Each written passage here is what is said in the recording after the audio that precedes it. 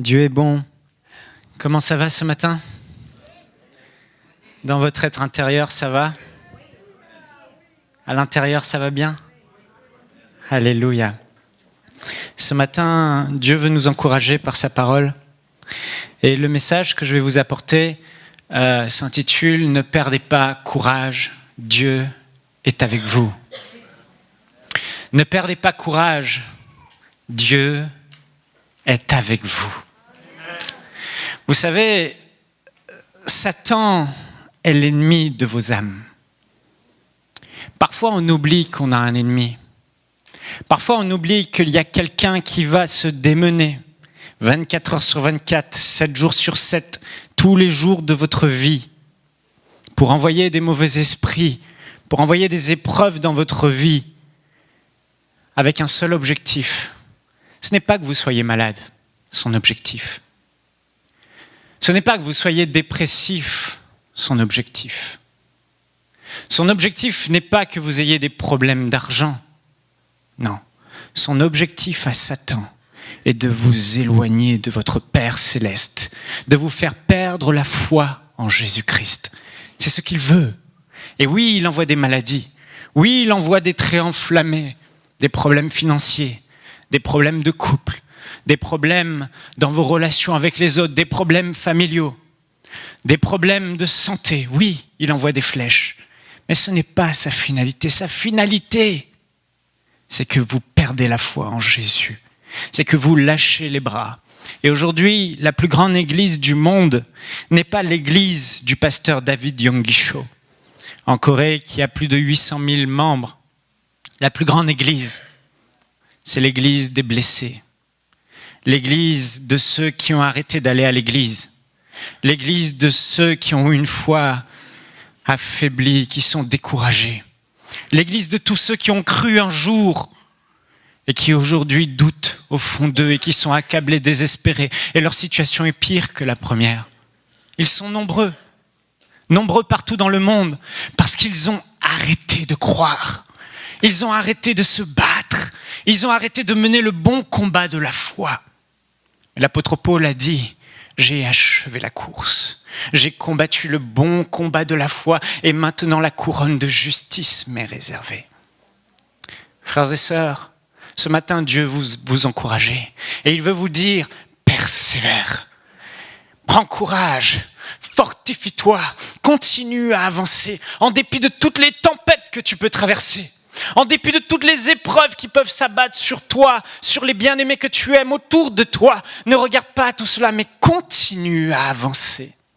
Parce que Dieu est avec toi. Ne perds pas courage, mon frère, ma sœur. Dieu veut te fortifier ce matin. Dieu veut que l'être à l'intérieur de toi, celui qui est en toi, pas celui qui est à l'extérieur et qui se dégrade, mais celui qui est à l'intérieur, soit fort, soit plein de foi, plein de zèle, plein d'énergie. Plein de confiance, plein de bonheur, plein d'espérance, inébranlable. Alléluia. On va ouvrir nos Bibles dans Genèse au chapitre 26, au verset 12 jusqu'au verset 23.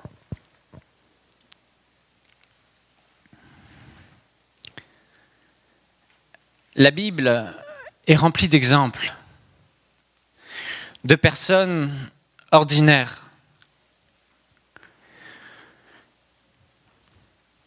Dans le peuple d'Israël, Dieu avait fait une alliance avec eux, avec un peuple sur la terre particulier, les Juifs.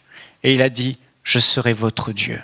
Et il s'est révélé à Israël, il s'est révélé à Abraham, et il a passé une alliance avec Abraham. Il a dit, je serai ton Dieu et je serai avec toi. Et Abraham a cru en Dieu. Et il a transmis cette foi à son fils et à ses enfants. À Isaac.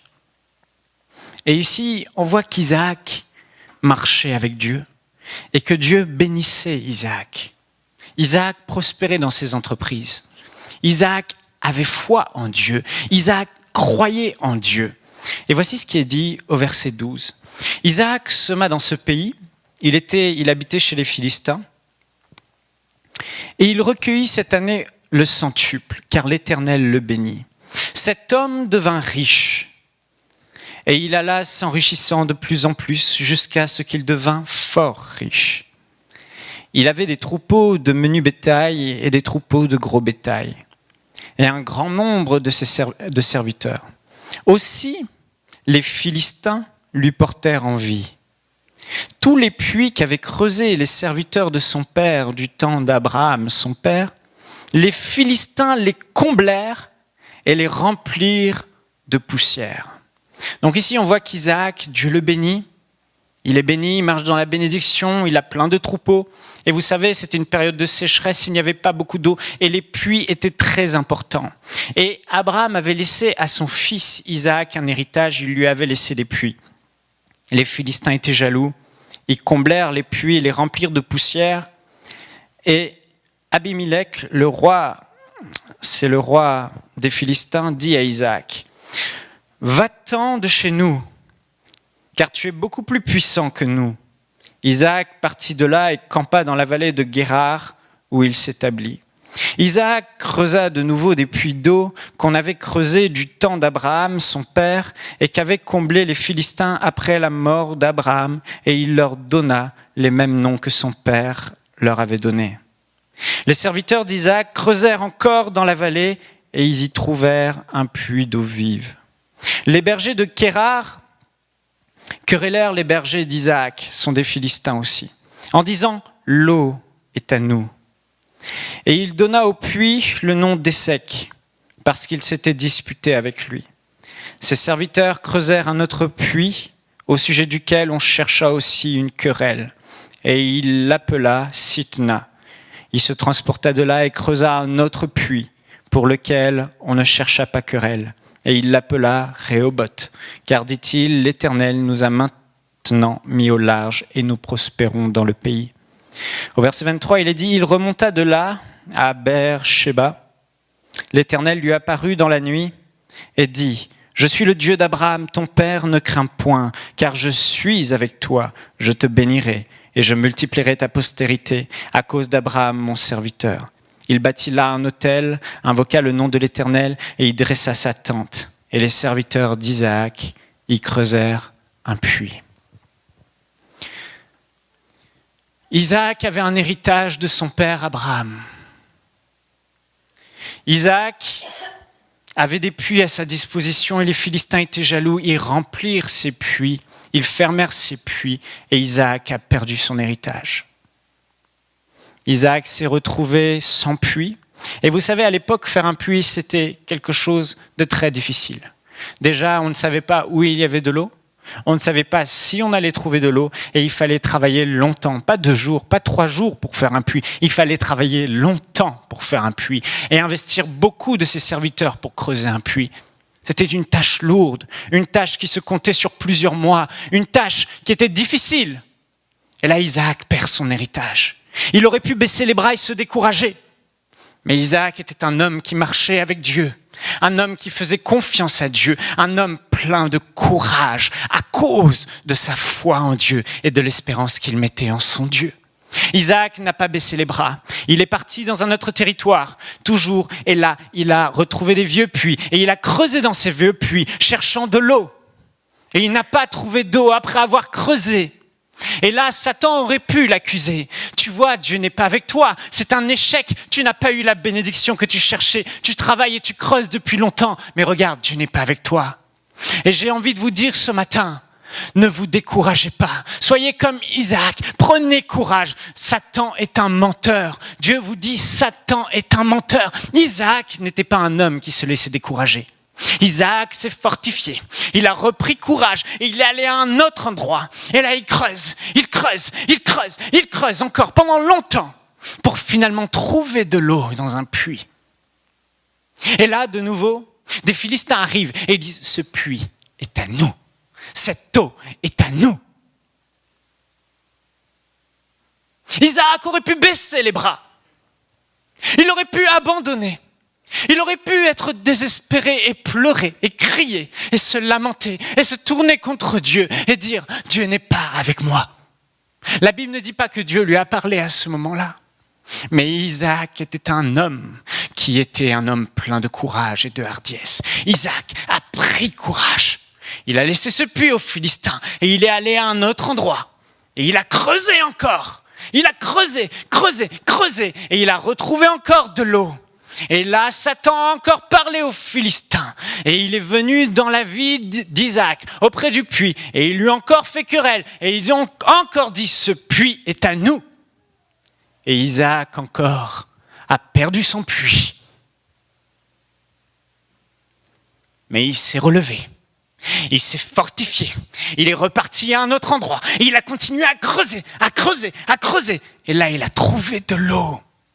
Si tu es là aujourd'hui, Dieu veut te dire, malgré les épreuves de ta vie, malgré les tempêtes que tu traverses, malgré la maladie et les flèches de maladie que Satan t'a envoyées, malgré les difficultés financières et les dettes que tu as eues, malgré les problèmes familiaux, les problèmes de couple, malgré ces gens qui t'ont abandonné, malgré ta famille qui t'accuse, malgré toutes ces choses que tu traverses, oh, Dieu te dit, prends courage, prends ta pelle et continue de creuser.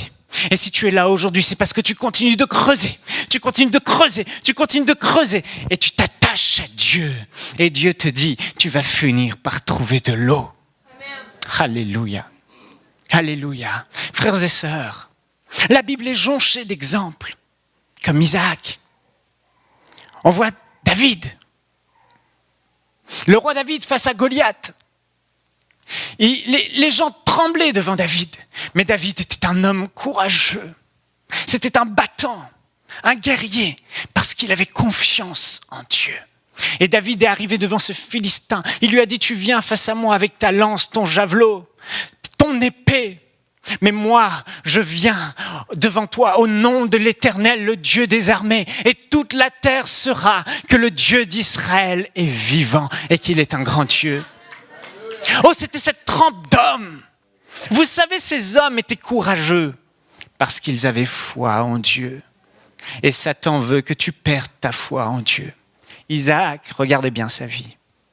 Il a perdu son héritage. Il s'est fortifié, il a creusé. Il n'a pas trouvé d'eau. Et tu as peut-être eu des échecs dans ta vie. Tu as essayé des choses et tu as échoué. Mais Dieu te dit aujourd'hui, mon frère, ma sœur, n'écoute pas la voix du diable, il est un menteur. Continue de creuser, prends ta pelle et continue de creuser. Isaac est allé, il a creusé. Il s'est fortifié, il a creusé encore. Et il a trouvé de l'eau. On lui a volé son puits. Et il a continué à creuser. Peu importe les tempêtes que tu as, continue à creuser. Ne baisse jamais les bras, relève ta tête, essuie tes larmes et continue à te battre. Oh, ce sont ces hommes que la Bible loue dans Hébreux 11, les héros de la foi, ces hommes qui ont avancé, ces hommes qui, malgré les épreuves, ne sont pas restés accablés, malgré les attaques du diable, n'ont pas douté une seule seconde que Dieu était avec eux.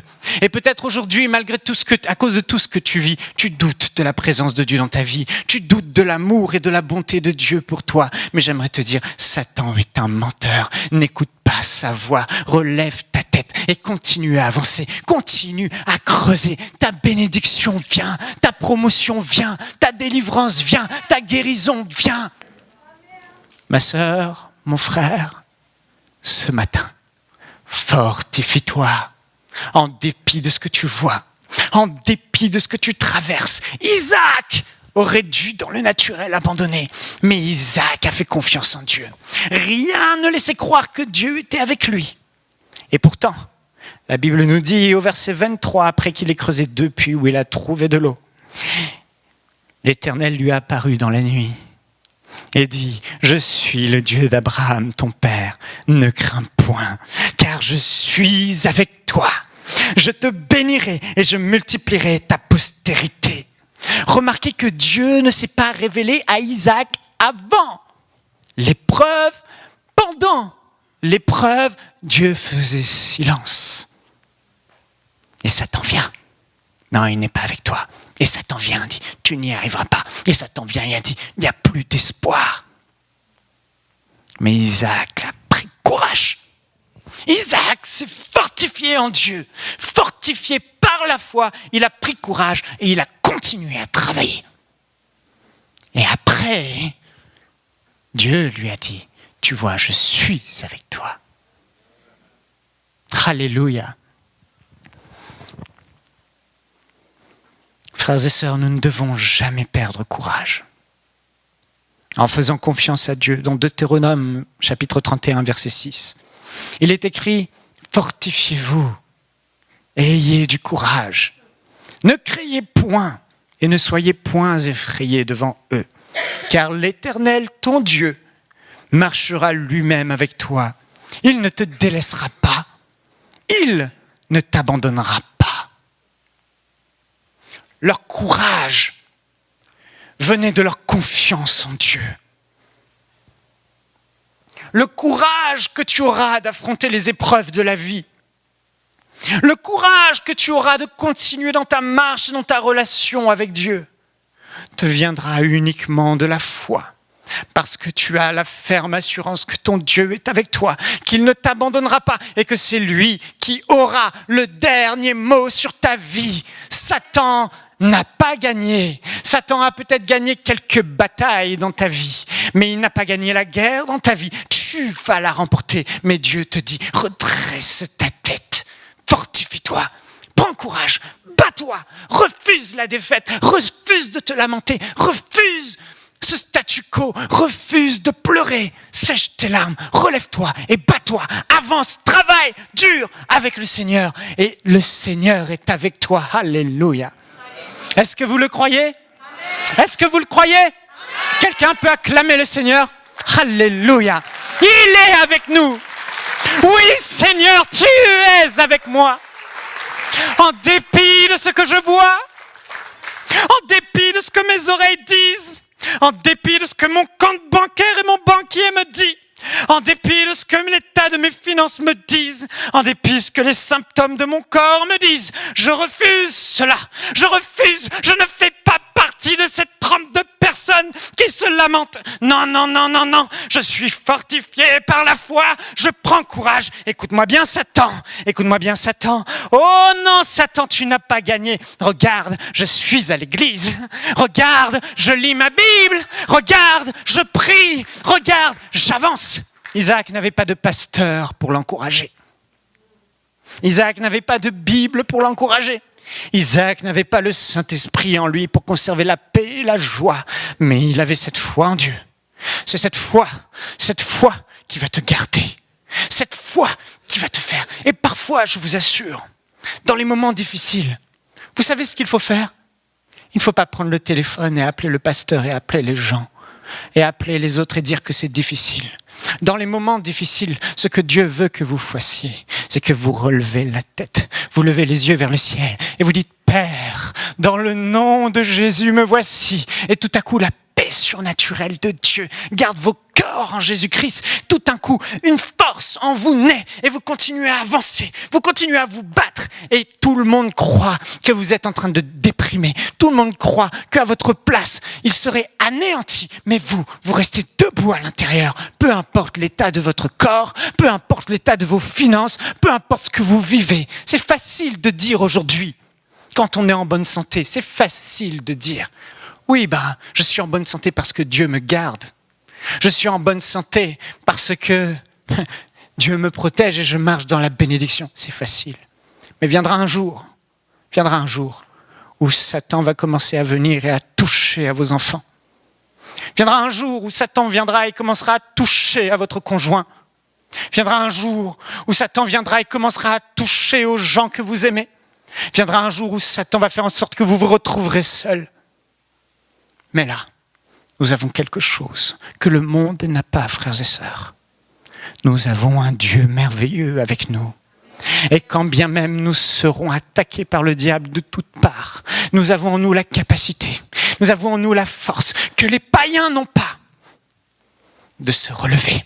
Dieu a fait une alliance avec vous. Dieu a fait une alliance avec Isaac. Les autres rois, les autres peuples ne pouvaient pas revendiquer ce courage. Mais lui, il savait qu'il n'était pas seul. Dieu marche avec moi. Alléluia. Je vais vous raconter une histoire d'un missionnaire. Écoutez bien. Cet homme était un missionnaire et il a eu à cœur d'aller dans un pays, une région en Asie, pour traduire la Bible dans la langue de ce pays, de cette région. Et il y avait une vieille bibliothèque, il allait tous les jours, vivant par la foi, travaillant. Il a traduit toute la parole de Dieu. Alors qu'il était en train d'arriver au dernier livre, c'est une histoire vraie, au dernier livre, je ne sais plus le nombre d'années, mais je crois que c'était à peu près 30 ans de traduction. Vous imaginez ? 30 ans d'une vie investie à une tâche, à un but, à une vision, délaissant peut-être même sa vie de famille. Je ne connais pas tous les recoins de l'histoire, mais cet homme a travaillé pour le Seigneur. Et quand il est arrivé un matin, alors qu'il arrivait à la fin, à la traduction de la Bible, la bibliothèque dans laquelle il écrivait ses parchemins, il n'y avait pas d'imprimante à l'époque de machine à écrire comme cela. Il voit la bibliothèque en feu. Et ces 30 années de travail en cendres. Cet homme, qui était un homme de foi, est tombé à genoux dans les cendres. Il n'a pas dit un mot. Il a pleuré. Il a relevé sa tête. Il a dit, tu as fait de moi une personne persévérante. Tu es avec moi. Je vais me relever et je vais tout recommencer. 30 ans. Il a retraduit la Bible, je crois que cette fois, ça lui a pris 15 ou 20 ans. Toujours, tout refaire. À la main. Il est mort. Et au travers de ses écrits, il y a eu un puissant réveil.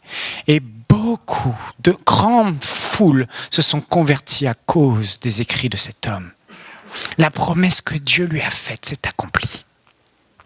Cet homme aurait pu se dire, mais Dieu, tu m'as abandonné. Pourquoi ?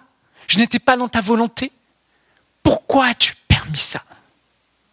Mais cet homme savait que Satan était le prince de ce monde et que Satan avait voulu anéantir son travail. Et il s'est fortifié. Il a dit, tu m'as volé, Satan. Mais moi, je vais continuer. Il a pris courage. Et il allait se battre encore. Frères et sœurs, soyez des enfants de Dieu. Soyez de la trempe de Christ.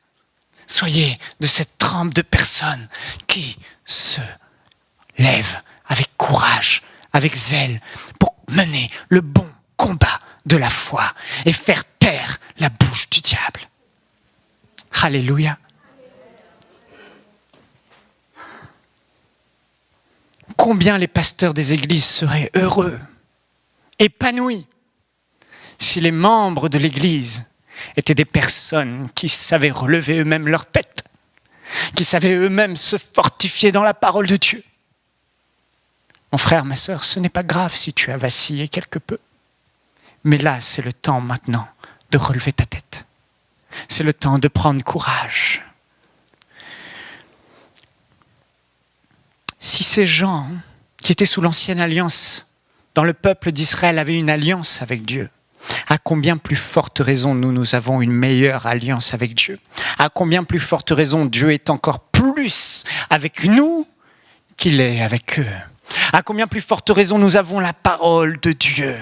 À combien plus forte raison nous avons le Saint-Esprit en nous ? Nous ne sommes pas de la même nature qu'Isaac. Nous ne sommes pas de la même nature qu'Abraham. Nous partageons leur même foi. Nous sommes des gens de foi, mais nous sommes d'une nature supérieure. Jésus a dit, le plus petit dans le royaume des cieux est plus grand que tous. À cause du sacrifice excellent de Jésus, vous n'êtes pas n'importe qui. Vous n'êtes pas un petit. Vous n'êtes pas misérable. Vous êtes les précieux et glorieux enfants de Dieu. Nous sommes son peuple.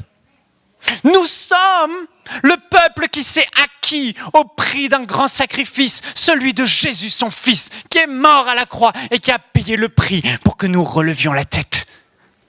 Nous avons le Saint-Esprit en nous. Nous sommes nés de nouveau. Nous sommes nés de nouveau. Nous ne sommes pas sujets aux mêmes choses que les incroyants sont sujets.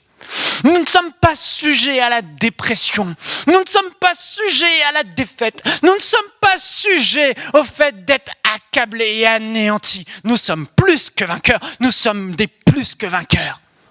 Oh, peut-être que notre compte bancaire n'est pas le plus que vainqueur. Peut-être que notre corps n'est pas encore le plus que vainqueur. Mais une chose est sûre, à l'intérieur, Satan n'a rien en moi. Satan n'a rien en nous. Nous sommes une race différente. Une race qui marche la tête levée. Nous sommes nés de nouveau. Nous avons une vie supérieure à l'intérieur de nous. Tu as une vie supérieure en toi. Une vie qui fait que, quoi qu'il t'arrive, que tu perdes ton conjoint, que tu perdes tes enfants, quoi qu'il arrive, même la mort n'a pas de pouvoir sur toi. Tu en sors toujours victorieux. Tu as toujours en toi cette force intérieure de relever la tête et de louer ton Dieu. Les incroyants n'ont pas ça, mais nous l'avons. L'apôtre Paul a dit à notre sujet, dans 2 Corinthiens au chapitre 4, versets 4 et 7, ainsi, 2 Corinthiens chapitre 4, verset 4. Écoutez bien ce qu'il dit. Ainsi, puisque tel est le ministère que Dieu nous a confié dans sa bonté, nous ne perdons pas courage. Au verset 7, mais ce trésor, nous le portons dans les vases faits d'argile que nous sommes, pour que ce soit la puissance extraordinaire de Dieu qui se manifeste et non notre propre capacité. J'ai pas donné la bonne référence ?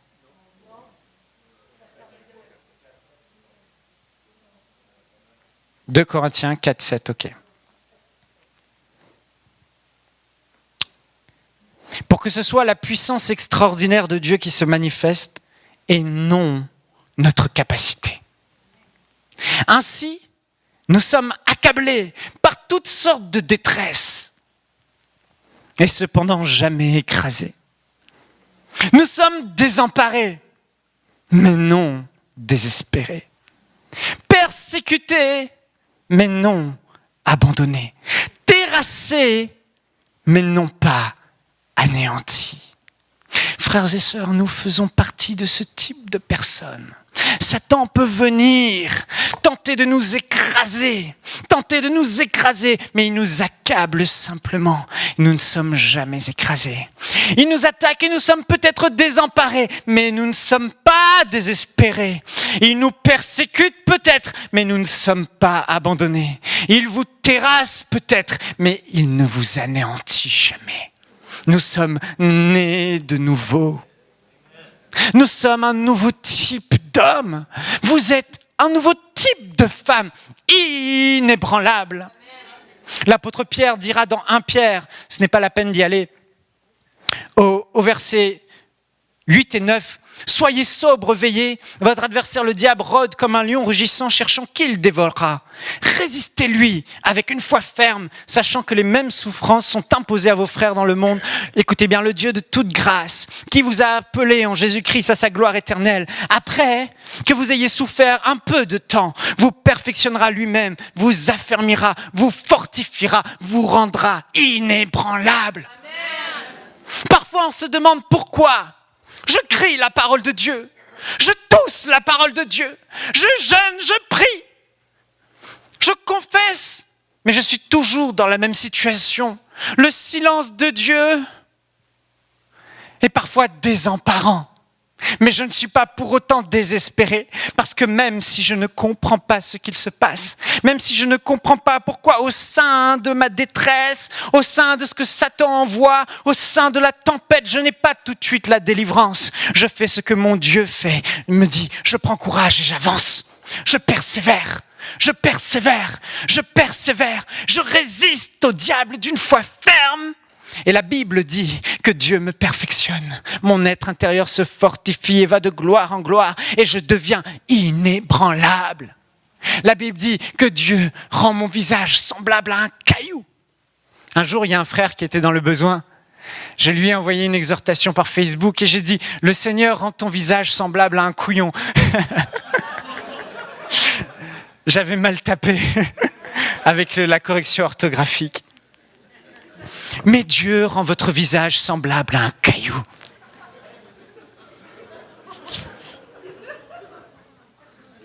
Dieu vous a fermé. Quoi que nous voyons, nous ne perdons pas courage. Nous avançons. Jacques chapitre 4 verset 7 dit « Soumettez-vous donc à Dieu. Résistez au diable et il fuira loin de vous. » Certaines personnes sont là et elles parlent contre le diable, elles chassent le diable, elles coupent le diable, elles le terrassent à toutes sortes de choses. Mais la Bible dit qu'on n'a pas à terrasser le diable, il est déjà terrassé. Nous avons juste à lui résister. Satan, écoutez bien, vous êtes là, vous avancez dans la vie. Et Satan, il a des flèches, des traits enflammés. Et il cherche qui il va dévorer. Il regarde ta vie et il voit. Et il va tester. Il t'envoie une flèche, paf, dans le dos. Oh, ce symptôme de maladie, ça fait mal. Ah, c'est douloureux. Pourquoi moi? Pourquoi? Il y a des chrétiens comme ça, ils ne comprennent pas. Satan leur envoie une deuxième flèche, pouf. Problème de couple et de famille. Pourquoi, Seigneur? Pourquoi? Et pouf, une troisième flèche, problème d'argent. Et là, Satan, vous avez 3 flèches dans le dos. Vous les voyez, ça fait mal et vous n'arrivez pas à les enlever. C'est dur. Et là, les chrétiens, ils arrêtent d'avancer. Ils se mettent à genoux. Certains sont par terre et ils pleurent. Ils pleurent parce qu'ils ont des flèches dans le dos.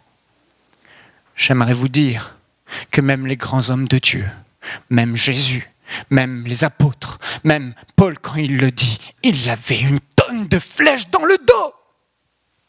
Oui, Satan veut nous sommes désemparés avec toutes les flèches que nous avons, mais non pas désespérés. Nous sommes tourmentés peut-être, mais non pas accablés. Amen. Nous ne sommes pas anéantis, parce qu'au-dedans de moi, il y a quelque chose de plus grand. Je puis tout par Christ qui me fortifie. Je suis plus que vainqueur par celui qui m'a aimé en Jésus-Christ. Et là, vous relevez la tête, vous redressez votre corps et vous continuez à avancer malgré les flèches. Je me dis, mais il y a des flèches dans le dos. Oui, mais pourquoi tu n'avances pas encore? Il y a des flèches, j'ai mal. Mon couple, ma famille, mes finances, ma santé. Oui, mais pourquoi arrêtes-tu d'avancer? Pourquoi perds-tu courage? Est-ce que tes flèches t'ont anéanti? Oui, elles m'ont anéanti. Faux, tu mens. Tu mens. J'ai eu des flèches. Des gens m'ont persécuté. Une fille que j'aimais, avec qui j'étais fiancé, j'étais passé sur la plus grande chaîne TV de France avec elle. Elle est allée mentir, elle m'a trompé. Et elle est allée mentir à mon sujet, appelant des hommes de Dieu, disant toutes sortes de mensonges à mon sujet. Oh, je me suis pris une grande flèche dans le dos quand j'ai appris ça. Mais vous savez quoi? Je me suis juste assis, alléluia, et j'ai pensé à Jésus dans le jardin de Gethsémani, qui s'est pris tellement de coups pour moi, et je me suis simplement relevé, j'ai essuyé les larmes, et j'ai dit, Seigneur, alléluia, on continue à avancer, peu importe ce que Satan essaye de faire, je me relève. L'apôtre Paul le dit. Nous sommes accablés par toutes sortes de détresse, mais cependant jamais écrasés. Nous avons une vie supérieure, nous avons un Dieu, une espérance. Nous sommes désemparés, mais non désespérés, persécutés, mais non abandonnés, terrassés par le diable, par toutes sortes de flèches, mais jamais anéantis. Et vous savez, Satan peut envoyer des flèches aux plus grands de ce monde qui ont l'argent, des multimillionnaires, et ils finissent par se suicider. Mais il ne peut envoyer aucune flèche à un enfant de Dieu et l'anéantir. C'est impossible. Nous sommes nés de Dieu. Nous avons une vie supérieure à l'intérieur de nous. Et là, nous relevons la tête et nous avançons malgré tout. Vous savez pourquoi ? Parce que ces flèches n'ont aucun pouvoir sur vous. Ces flèches n'ont pas de pouvoir sur vous. Ces symptômes de maladie n'ont pas de pouvoir sur vous. Ces problèmes de toutes parts dans vos vies n'ont aucun pouvoir sur vous, sur votre être intérieur. Non. Le seul pouvoir qu'il a, c'est celui que vous lui accordez. Parce que nous ne pensons pas de la bonne façon. Nous nous disons, c'est pas normal d'avoir ça. Dieu n'est pas avec moi. Nous doutons et nous arrêtons le bon combat de la foi. Nous arrêtons d'avancer. Nous baissons les bras. Mes frères et sœurs, j'aimerais vous dire que nous ne sommes pas ce type de peuple. Nous ne sommes pas ce type de personnes. Nous ne sommes pas de ceux qui abandonnent.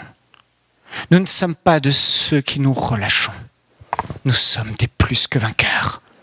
Et vous savez, lorsque vous êtes par terre et que vous êtes là, et qu'il vous a envoyé vos flèches, et que tout à coup, vous commencez à vous fortifier dans la foi, dans votre chambre ou chez vous, dans cette réunion à l'église, vous êtes là et vous commencez à confesser. Je me souviens de ma femme, on ne pouvait pas avoir d'enfant. Je lui ai dit, on ne va pas se lamenter. On se fortifie par la foi et on a commencé à confesser la parole de Dieu. On a commencé à se lever. Et Satan, vous voyez, malgré tout ce qu'il envoyait, malgré toutes les flèches qu'il vous envoie, lorsque vous vous relevez, vous parlez en langue, vous commencez à louer Dieu. Seigneur, merci. Alors que dans votre corps, tout va mal. Alors que autour de vous, tout va mal. Alors que tout va mal dans votre vie, dans le naturel, vous vous relevez à l'intérieur et vous commencez à parler la foi. Vous commencez à vous réjouir. Vous commencez à vous lever. Satan vous regarde et dit, mais qu'est-ce qu'il se passe ?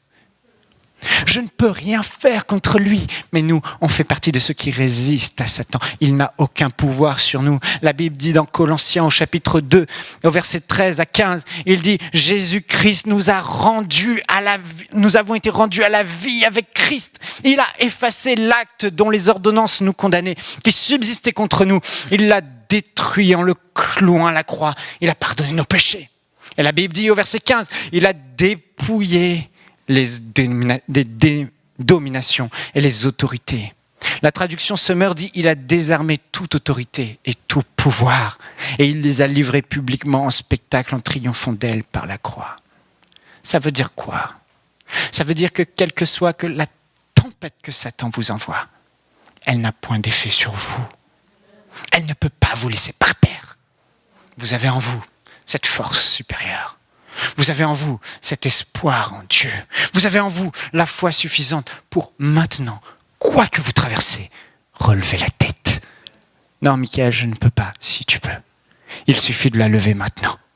Il suffit de la lever maintenant. Il suffit de sécher tes larmes maintenant, simplement. Et comme Isaac, tu te lèves et tu creuses. Tu te lèves et t'avances. Et quand le diable voit que malgré les flèches que tu t'es pris, tu continues à avancer. Il réalise qu'il n'a aucun pouvoir sur ta vie. Et il te laisse tranquille. Ne perdons pas notre temps à essayer d'anéantir quelqu'un qui est inébranlable. Alléluia.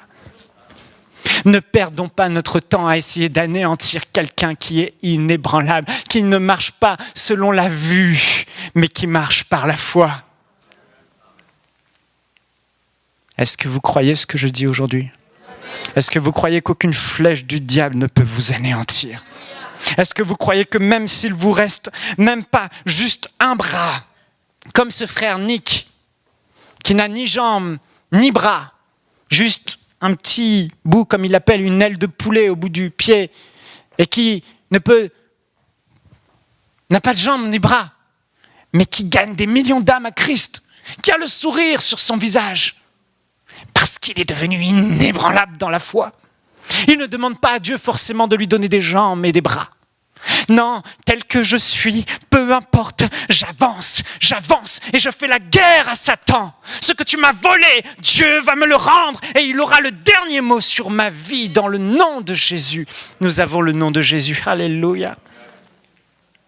Oh, Ramasakata.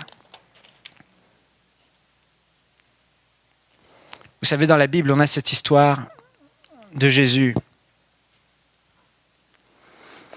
qui allait vers une fille, Jairus, sa fille était morte. Elle était morte. Morte. Son cœur ne battait plus, elle ne respirait plus depuis plusieurs heures. Et il y a un homme, Lazare, qui lui aussi est mort, et lui plus longtemps. Depuis plusieurs jours, il était mort, et ça commençait à se sentir. Et ces gens sont venus vers Jésus, pour que Jésus vienne les voir, vienne voir la fille de Jairus, mais entre-temps, elle était morte. Il n'y avait plus d'espoir. Et les gens pleuraient, parce qu'ils sont sans Dieu et sans espoir. Ils pleuraient. Nous ne devons pas pleurer plus de 10 minutes en tant que chrétiens. Parce qu'une fois qu'on a pleuré en apprenant la nouvelle, on se fortifie. Quand ma mère m'a appelé, qu'elle m'a dit que mon père avait le cancer et qu'il avait perdu la quasi-totalité de son sang et qu'il était à l'hôpital entre la vie et la mort, je suis allé dans la salle de bain et j'ai commencé à penser à mon père et j'ai pleuré. Et j'ai pleuré 1 minute. Et puis j'ai dit, Seigneur, pardon d'avoir pleuré. J'ai essuyé mes larmes. Je me suis levé et j'ai dit, il ne mourra pas, il vivra. Il ne mourra pas, il vivra, il donnera sa vie à Jésus. Je suis allé avec la foi. Mon père a été guéri et il a donné sa vie à Jésus. Il s'est fait baptiser d'eau. Satan a perdu. Frères et sœurs, Jésus, quand il a vu cette nouvelle, les autres pleuraient. Mais nous sommes une race à part. Nous sommes les enfants de Dieu. Et Jésus a regardé et il a dit, elle n'est pas morte, elle dort. Elle n'est pas morte, elle dort. Elle ne dormait pas, elle était morte. Elle était morte ou elle dormait? Moi je vous dis, elle dormait. Elle n'était pas morte, elle dormait. Elle ne respirait plus, son cœur avait arrêté de battre, son sang ne circulait plus, elle était peut-être blanche comme un zombie, comme un vampire, ça n'existe pas. Comme les Québécois en hiver. Et les Suisses, comme ma femme. Elle était blanche. Et Jésus a dit, elle dort. Et laissez-moi vous dire, elle dormait. Parce que ce n'est pas le verdict naturel qui compte. C'est le verdict de la parole de Dieu sur ta vie qui compte. Parce que ce que Dieu dit et ce que Dieu a résolu de faire dans ta vie, c'est ça la vérité. Même si dans le présent, le naturel dit elle est morte. Elle dort parce qu'elle va se réveiller, donc elle dort dans le présent. Quelle est ta confession? Lazare dort, il a dit. Jésus ne pouvait pas dire Lazare est mort, parce que pour lui, Lazare était en vie. Et Dieu dans ta vie, même si tu es paralysé aujourd'hui, Dieu ne t'appelle pas la paralysée, la paralytique, la boiteuse. Non, Dieu dit, elle est assise. Oui, mais souvent nous nous identifions. Je suis la seule personne qui a des difficultés à me déplacer. Ou 2, 3, 4, 5 peut-être frères et sœurs dans l'église. Peut-être. Mais Dieu ne te voit pas paralysé, Dieu te voit assis. Jésus dit, elle est assise. Et Jésus dit, je viens et je te guérirai. Ça prendra peut-être 1 an, 2 ans, peu importe, je ne sais pas quand. Mais quelle que soit la fin, tu es assise et je te vois debout. Là où je veux en venir, frères et sœurs, c'est que ce que Jésus dit sur votre vie, c'est de la même manière que vous devez vous voir. Et il y a une différence entre se dire, je suis paralysé et je suis assis. Il y a une différence entre dire « je suis lié par des dettes » et Jésus dit « tu es retenu pour un temps ». C'est pas pareil. Non mais j'ai des dettes. Non, tu es retenu pour un temps. Parce que tu n'auras pas toujours des dettes. Parce que le roi de gloire va se lever sur ta vie. Parce que ton Dieu te dit « je ne te délaisserai pas et je ne t'abandonnerai pas ». Certains disent « je suis seul, je n'ai plus de famille ». Je me suis retrouvé tellement de fois dans cette situation, seul, livré à moi-même. Mais Jésus te dit à ce moment-là, tu n'es pas seul. Tu es seul dans le visible, mais accompagné dans l'invisible. Alléluia. Certains disent, je suis inutile, je ne fais rien de ma vie, je ne produis rien. Jésus te dit, tu es en formation. Tu vas rentrer dans ta destinée. Comment te vois-tu? Le monde te voit comme ça. Mais la Bible dit dans Romains, nous ne devons pas nous conformer à la pensée du monde, qui est la pensée de Satan. Mais nous devons renouveler notre pensée en pensant comme Dieu pense, par la parole de Dieu. Donc si tu pleures aujourd'hui, parce que tu ne regardais comme ceci, sache que Jésus, lui, ne te voit pas comme ça, il te voit assis. Il te voit retenu. Il te voit en formation, mais non pas sans destinée. Comme l'apôtre Paul l'a dit, nous sommes désemparés, mais non pas désespérés. Persécutés, mais non pas abandonnés. Terrassés, mais non pas anéantis. Écoute-moi bien, Satan, je ne suis pas anéanti. Je suis debout. À l'intérieur de moi, je me lève et je suis inébranlable. Quelle que soit la chose que tu peux faire, quel que soit ce que tu veux faire en m'éloignant de mon Dieu, je peux te dire aujourd'hui, tu luttes en vain, tu résistes en vain, parce que moi, tu peux m'envoyer autant de flèches que tu veux dans mon dos. Oh, 1000 peuvent tomber à ma droite, 10 000 à ma gauche, je ne serai pas atteint. 7 fois le juste tombe, mais l'Éternel l'en délivre toujours. Oh, ça prend peut-être 1 mois, 2 mois, 1 an, 2 ans, 3 ans, mais je t'assure, je vais continuer à avancer. Et s'il faut que je meure, je préfère mourir dans la foi que de vivre dans l'incrédulité. Jamais je ne me détournerai de celui qui m'a tellement aimé, qu'il a envoyé Jésus. Et même si je suis désemparé à l'intérieur de moi, jamais je ne serai désespéré. Alléluia. Vous comprenez, frères et sœurs? Vous comprenez? Nous sommes de cette trempe de personnes qui sommes courageux. Plus jamais laissons Satan nous accabler. Plus jamais laissons Satan avoir la victoire. Nous sommes plus que vainqueurs par celui qui nous a aimés. Tu as cette capacité. J'ai bientôt fini. J'aimerais vous dire que c'est par la foi qu'on se lève, qu'on prend courage. Regardez l'exemple d'Abraham. Dieu s'est révélé à Abraham à l'âge de 75 ans. Il a dit, quitte ton pays, ta patrie, et va vers le lieu que je te montrerai. Abraham quitte Charan, là où il vivait, et il part sur une parole de Dieu, une promesse de Dieu, vers le lieu inconnu. Il part par la foi. Il avance. Dieu dit, je ferai de toi une grande nation. Et Abraham n'a aucun enfant, et sa femme est stérile. Plusieurs fois, il est allé vers sa femme dans la tente pour essayer d'avoir un enfant. Plusieurs fois. Il n'a pas eu d'enfant. Tellement de fois, il a essayé d'y aller. Par la foi, j'y vais. Mais toujours pas d'enfant. 25 ans plus tard. 25 ans plus tard. 25 ans. Ce n'est pas écrit 1 an, 2 ans, 2 mois, 3 mois. 25 ans plus tard.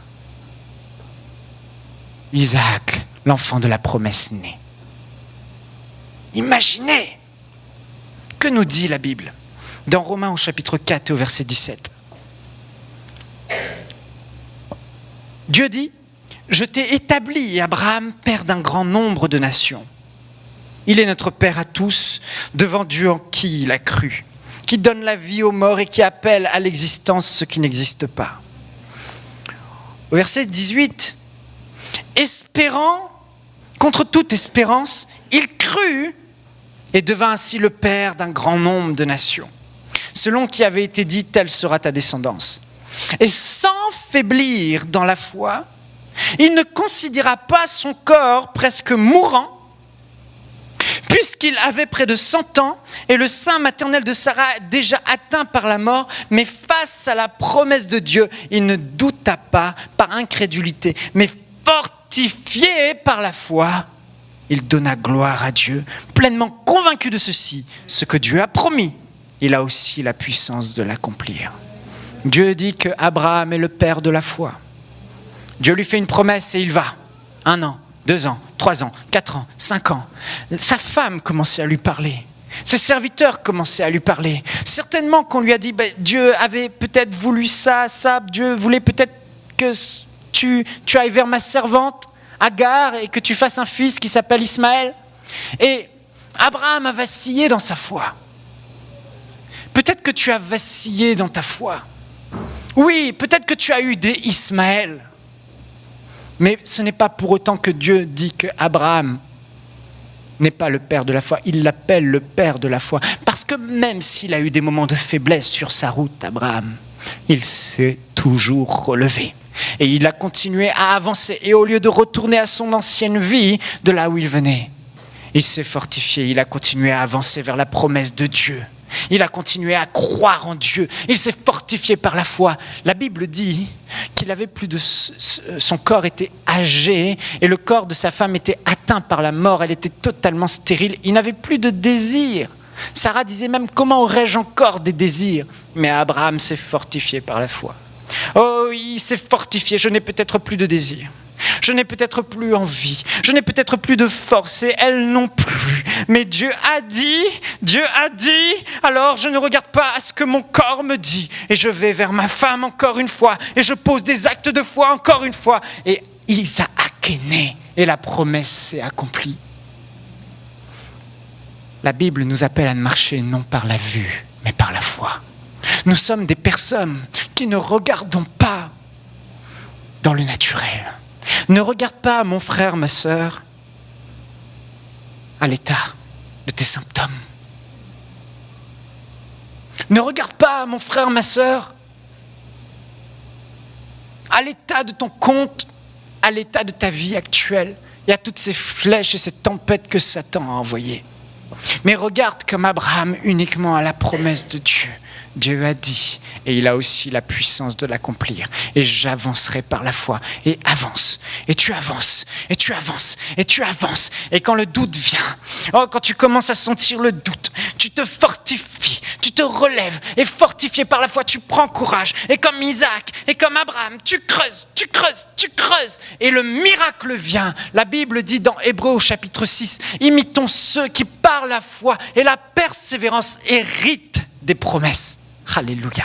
Je remercie Dieu pour le mot persévérance. Il n'a pas dit juste par la foi, mais il a dit par la foi et la persévérance. Aujourd'hui, le rêve que Dieu a mis sur ta vie semble être peut-être loin. Aujourd'hui, tu te dis peut-être, est-ce que je suis planté dans la bonne église? Mais Dieu te dit, peu importe où tu es planté, je te ferai prospérer. Peu importe ce que le diable a envoyé dans ta vie, je te dis, ta promotion vient, ton miracle arrive, ta bénédiction arrive, ta guérison arrive, ton progrès financier arrive. Tout vient dans le nom de Jésus. Mais toi, fortifie-toi comme Abraham. Avance, avance, avance, avance, avance. En gré de tout, j'avance. Alléluia. Nous sommes ce type de personnes, frères et sœurs. Jamais nous ne renonçons. Jamais nous n'abandonnons. Nous sommes comme Christ. Christ vit en nous. Dans le jardin de Gethsémane, Jésus était là. Il était là et il avait tout le poids des péchés sur lui. Tous ses amis qui l'abandonnaient, ces gens qui l'avaient béni étaient en train il le voyait en vision aller le maudire. Il allait être séparé de son père, cloué sur une croix, avoir chaud. On allait lui tendre du vinaigre, on allait lui mettre une couronne d'épines qui allait transpercer son front, faire couler son sang. Et dans le jardin de Gethsémane, Jésus a eu un moment d'angoisse tellement intense. Oh, Satan était en train de l'attaquer. Satan était en train de l'envoyer toutes sortes de détresse à ce moment, toutes sortes de doutes. Mais Jésus, notre modèle parfait, le premier-né d'entre la création, le premier-né d'entre les frères, notre grand frère, notre maître, notre Seigneur, dans ce moment, qu'est-ce qu'il a fait? Je l'imagine dans ce jardin, encore une fois, tomber à genoux, avec ses flèches dans le dos, et se tourner vers son Père et dire, Père, s'il est possible d'éloigner cette coupe de souffrance de moi, tout est possible à toi. Cependant, non pas ma volonté, mais ta volonté. Et là, il s'est fortifié et il a aligné les pensées de son âme à la pensée de Dieu, ne voulant plus regarder aux souffrances qu'il allait vivre, mais simplement regarder à celui dont cette destinée était entre ses mains, celui qui, avec ses grands cris qu'il avait fait à son Père, allait le délivrer d'entre la mort, n'allait pas rester dans le séjour des morts, mais allait le troisième jour le ressusciter, l'élever et l'asseoir à sa droite et lui donner tout pouvoir et toute autorité. Mais Jésus, à ce moment-là, au lieu d'être anéanti, il s'est relevé et il s'est retrouvé en face de ses détracteurs, en face de son ami Judas qui le livrait. Et il était prêt. Allons-y. Allons-y, Satan. On verra qui rira le dernier. Il est allé, il a payé le prix qu'il fallait. Frères et sœurs, si Jésus l'a fait, il vit en toi. Tu as cette force.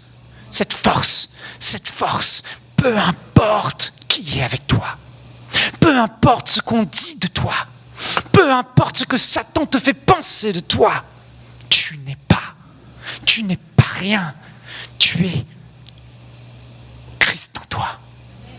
Tu es enfant de Dieu.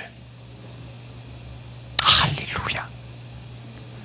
Et on relève la tête vers le Père comme Jésus. Non pas ta volonté, ma volonté, mais ta volonté, Seigneur. Et il se fortifie et il avance. Il avance. Il avance. Je sais que dans ce lieu, il y a plusieurs personnes, je le vois maintenant, où vous êtes disqualifiés. Et Dieu te dit aujourd'hui, tu n'es pas disqualifié. Plusieurs personnes, en m'écoutant, vous vous dites, j'ai manqué de foi. Dieu te dit, comme Abraham, ressaisis-toi.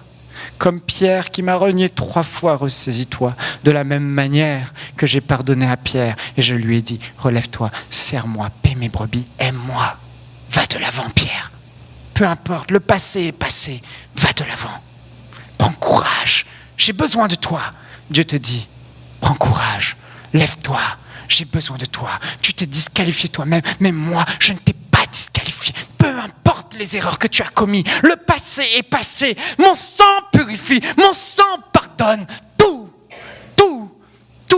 Relève-toi, mon frère, ma soeur, relève-toi à l'intérieur de toi. Sèche tes larmes et avance. Avance. Alléluia. Nous sommes ce type de peuple. Un jour, je finis avec ça.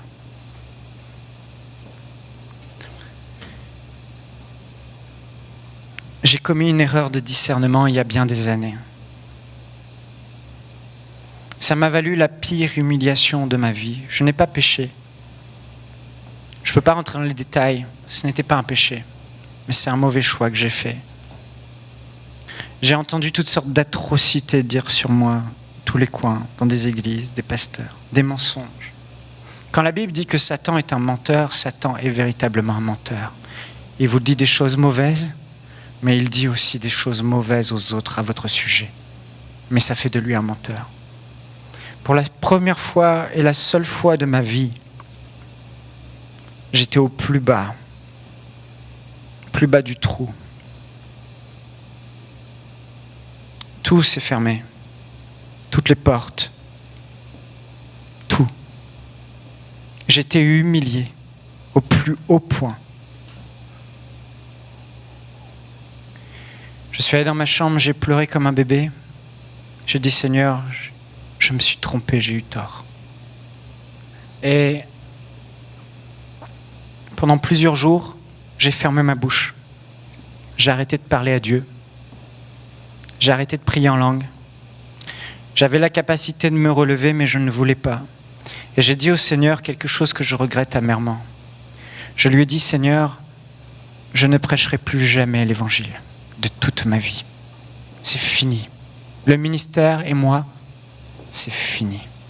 Si c'est pour vivre ça, c'est fini. Je suis pas digne. Je suis disqualifié. Je me suis disqualifié moi-même. Je me disais, c'est fini. J'ai dit, je vais faire du business et je vais amener de l'argent et je vais soutenir des hommes de Dieu. Et voilà ma contribution pour le royaume de Dieu. Plusieurs jours ont passé. Je suis resté dans mon lit sans bouger, sans sortir, enfermé dans une pièce. Peut-être plusieurs jours, 4, 5 jours. Pas un mot à Dieu. Juste dégoûté, disqualifié. Et à un moment donné, j'ai trouvé un DVD de Jésus en pâte à modeler. J'ai mis ce DVD sur l'ordinateur de Jésus en pâte à modeler et j'ai vu Jésus guérir la fille de Jairus. Au moment où Jésus guérit la fille de Jairus, la parole de Dieu m'a transpercé, comme une grosse claque en pleine figure. Ça m'a percuté. Et Dieu m'a dit ceci, si tu t'engages dans une autre voie que celle de la prédication de l'évangile et de la guérison, ma main sera contre toi et tu ne trouveras ni repos ni tranquillité jusqu'à ce que tu reviennes à moi. Je me souviendrai toujours de ce moment. Dès que cette parole m'a transpercé, elle m'a guéri totalement. Guéri totalement. Pourquoi ? Parce que j'ai vu, je m'étais disqualifié, mais Dieu, lui, ne m'avait pas disqualifié. Et j'aimerais vous dire, jamais vous ne serez disqualifié aux yeux de Dieu. Toujours la grâce de Dieu va vous relever. Toujours la bonté et l'amour de Jésus vous relève et vous dit « Avance, continue, serre-moi ». Et peut-être que tu as douté et vacillé dans ta foi. Mais Dieu aujourd'hui veut t'encourager. T'encourager. T'encourager. Prends courage. Prends courage. Sèche tes larmes. Relève ta tête. Il y a une personne ici. Tu as été abusé. Abusé. Quand tu étais jeune. Abusé. Abusé. Plein de reprises. Abusé. Abusé. Abusé. Ça a enlevé ta dignité, l'estime que tu as de toi. Jésus te dit, tu n'es pas disqualifié. Jésus te dit, le passé est passé. Je t'aime, je ne te délaisserai pas, je ne t'abandonnerai pas. Relève ta tête, va de l'avant. J'ai besoin de toi pour mon royaume. Il y a une personne ici dans le ministère, elle se sent découragée. Dieu te dit, ne te décourage pas. Les temps vont venir où l'eau va jaillir. Continue à creuser. Continue à avancer. Une personne ici, elle se sent désemparée par rapport à sa vie future. Elle se dit, je n'ai pas d'espoir. Dieu te dit, continue à avancer. Fortifie-toi. La promotion vient, les portes vont s'ouvrir. Les portes vont s'ouvrir dans le nom de Jésus. Sèche tes larmes.